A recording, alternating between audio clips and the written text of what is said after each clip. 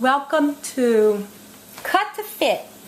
We're going to do alterations on a pair of men's slacks. Well, really not alterations, but it's him and a man's pair of slacks. So you want whoever to try on the slacks, and you want to pin it where the shoe and the heel meet, right in that crease, so that the pants are not too long or too short. We don't want to look like they flooded. And you don't want the pants to drag the floor, because then they get filthy and then they fray and it causes damage. So I want to measure it from that length, so they have to have on a shoe that they're going to wear with the slacks or a similar shoe. And then you want to measure from that place down 2.5 inches. And then draw a line with your chalk and your wax. I measured from the bottom up and I just drew the line straight across. So once I found what that was, here's my 3. That's my measurement. Then I measured that. I had 2 inches remaining. Cut it straight off. Now this is serged. So the company, when they made these pants, they serged it and gave it a nice finish. But you might not have a serger. So just what I'm going to do, show you how to hem the slacks without a serger. So I'm going to cut that off. And you see, I pinned all the layers together so it would not move and shift while I was cutting the hem. I want to make sure everything stays lined up in place so that we'll cut them exactly the same. You don't want a long leg and a short leg. So here I want to now take these. I want to turn up 1/2 inch and then I'm going to stitch it right along the edge. So I'm going to just do one of these legs, stitch right along the edge, just turn it up.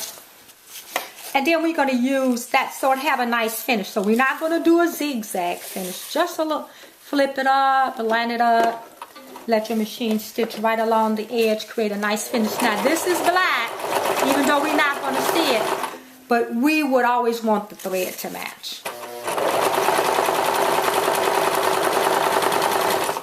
So you can just do it the width of your foot, whichever you like. But just keep it consistent all the way around.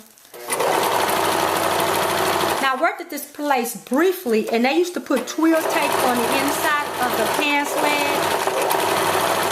And it acted as a guard, so that it would not damage the pants leg at the hem. And it was really a nice guard. So after... And it would help them, of course, wear longer. So I have this pin as my mark. I want to take that and pin it up.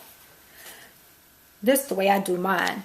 So we're going to take these, pin it. That's at the side seam. I'm going to take this one and flip it up. And then I take them and match them up together and pin it. And then I just do that all the way around. I line these up. I know it's coming out the same. And pin it. Well, look at me pulling that one out. I usually do that. It's funny. So you all know the story about my tripod. My husband don't want to film. So of course he bought me this tripod so I could set it up. So I pray that you all can see me clearly and what I'm doing, that I am in the right place. So when you want to do a hand hem, I have a blind stitch machine, but because we're doing this, most people don't have a blind stitch machine, so we want to do the hem by hand. So since we're hemming by hand, you want to take a piece of wax, it's called beeswax, and you coat the thread and you just run it through, and some people run it through and then they press it, and that makes the wax, it adhere to the thread, and it strengthens it and it stops it from knotting up. But of course now I have this wax in my needle because I ran it through many times already, and now I need to get this thread through here. Let's see. It is blocking it, of course. That figures. I said I'm gonna have this all set up, ready to go, so that when I get ready to start the video, no problem, and I pull my thread right through there. So we also need just a single thread. And the stitch that we're going to do today is called a blind flat cap stitch. So you're really not going to see it. So today it seemed like I need a needle threader. The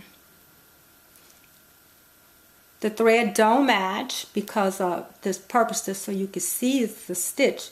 There you go, finally. So we just want a single thread with a knot in it. So I do want to show you how to create the knot also. So we're just going to take it, little saliva, take it, wrap it around, roll it, and pull it through. And there's your knot. So here, I want to start under. So my knot will be under. And then I want to go up and just catch a little thread.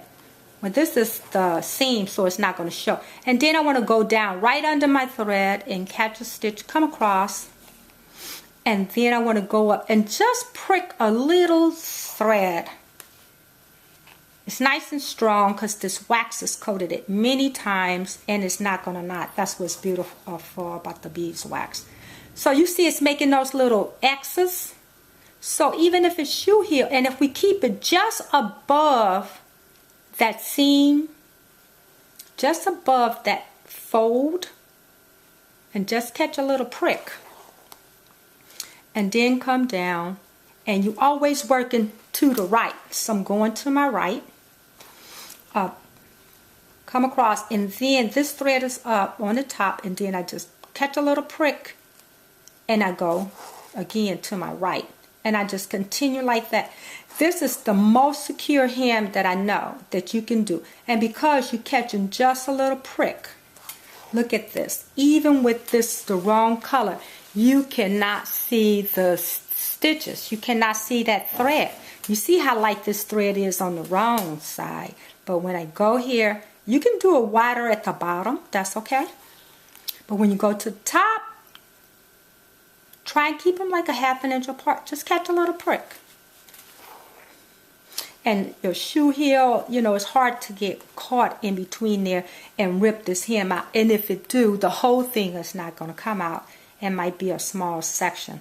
So you can go a ½ inch across there. And then when you come up, the thread is to your left. And you go in from the right and go to the left. So it's from my right, stitching to my left. And we just catching one layer, not both layers. So my finger can go straight across there. I'm just catching the hem at the bottom, and then I'm going to go and just catch me a little prick at the top, and you're going to have this really beautiful flat cap stitch. That's the name of this hem. So God bless all your sewing projects, and if you have any comments or any suggestions, just let me know, and hopefully I'll be able to accommodate you. God bless you. Happy sewing. Bye.